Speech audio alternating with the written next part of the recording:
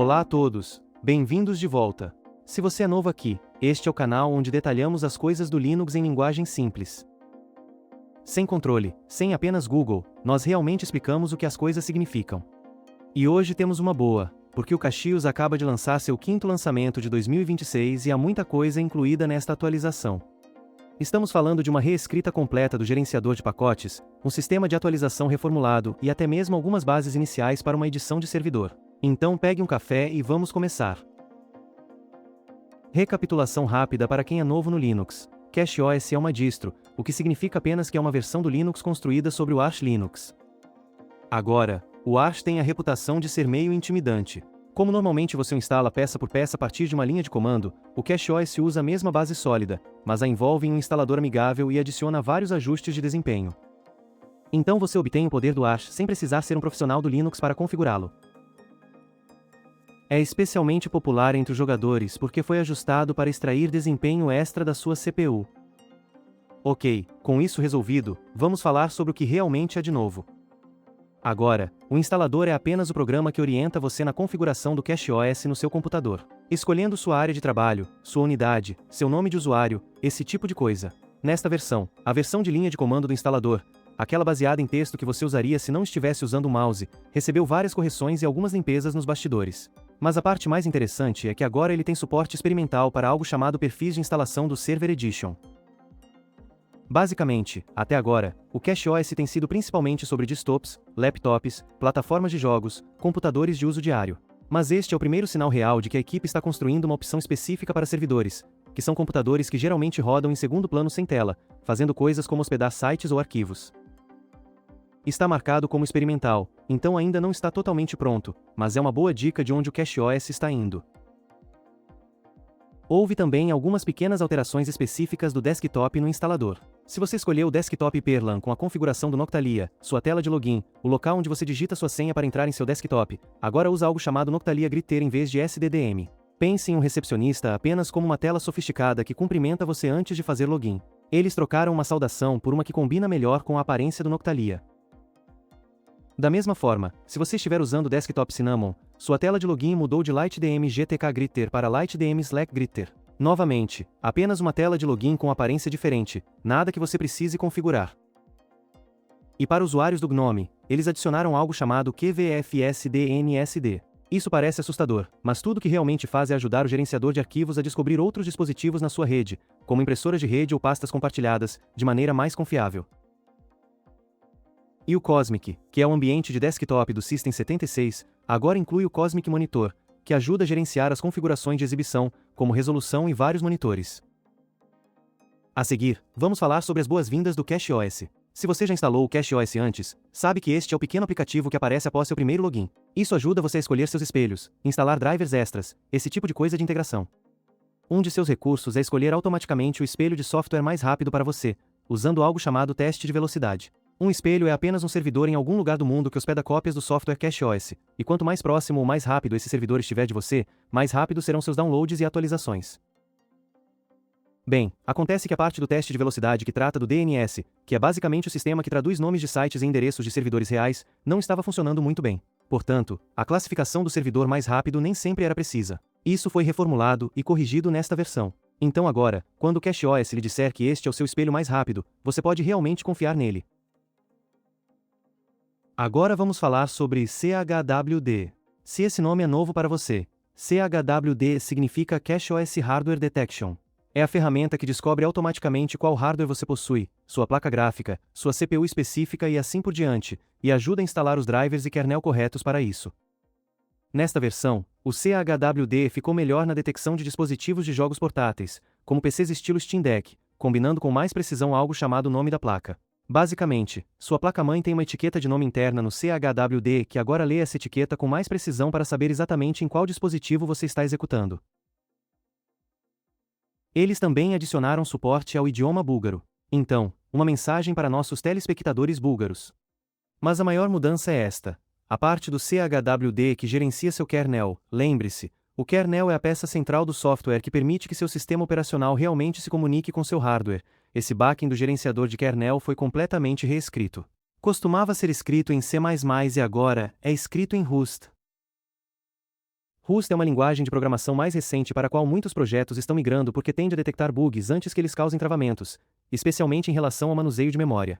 Portanto, isso não é algo que você verá visualmente, mas deve tornar o gerenciamento do seu kernel mais estável nos bastidores. E agora está integrado diretamente no kernel CHWD, o que significa menos peças móveis separadas. Passando para Cache Update, está a ferramenta que verifica e instala atualizações do sistema e mostra aquele pequeno ícone na bandeja do sistema. Esta versão o transforma em algo chamado Ash Update versão 4. Rebasing significa apenas que eles construíram esta nova versão sobre uma base mais nova e atual do projeto Upstream. Junto com isso, o mini aplicativo da bandeja do sistema, que é o pequeno ícone e menu em que você clica na barra de tarefas, também foi reescrito em Rust, pelas mesmas razões de estabilidade que acabamos de falar com o CHWD. Há também uma nova opção útil, Check Enable. Em termos simples, este é um comando único que ativa a verificação automática de atualizações e inicia o ícone da bandeja, tudo em uma única etapa. Então, em vez de fazer duas coisas separadas, você faz em uma. Eles também adicionaram algo chamado atualização por página, que permite controlar quantas atualizações aparecem por página naquele menu da bandeja. Útil se você tiver uma longa lista de atualizações e não quiser rolar para sempre. E o tempo padrão entre as verificações automáticas aumentou de antes para 6 horas, o que deve significar menos verificações de antecedentes desnecessárias consumindo sua largura de banda. Ok, agora o que eu acho que é a manchete deste lançamento, Shelly. Shelly é o gerenciador gráfico de pacotes padrão do CashOS, o que significa que é o aplicativo com botões e menus que permite instalar, remover e atualizar software sem tocar no terminal. E neste lançamento, Shelly passou por uma grande reescrita. Ele costumava ser construído em C, que precisa de algo chamado tempo de execução gerenciado em execução em segundo plano para funcionar, como uma espécie de camada extra de suporte de software. Agora foi reescrito em Zig, uma linguagem de programação mais recente e de nível inferior, e compilado em binário nativo. O que isso significa para você na prática? Menor uso de memória e tempos de inicialização mais rápidos. Shelly deve se sentir mais ágil agora. No lado do aplicativo de desktop, há uma nova tela de boas-vindas para ajudar os novos usuários a se orientarem. Agora você pode navegar por pacotes, ou seja, partes de software, em uma visualização de lista ou em grade, conforme sua preferência. Há também pré-visualizações de compilação do AUR-PKG. Explicação rápida. O AUR é o ASHUZER Repository, uma enorme coleção de pacotes de software extra dirigida pela comunidade, e uma compilação PKG é basicamente o arquivo de receita que informa ao seu sistema como construir esse pacote. Agora você pode visualizar essa receita e até mesmo ver a saída do build, ou seja, o que acontece durante a compilação, diretamente dentro do Shelly, o que é ótimo para a transparência.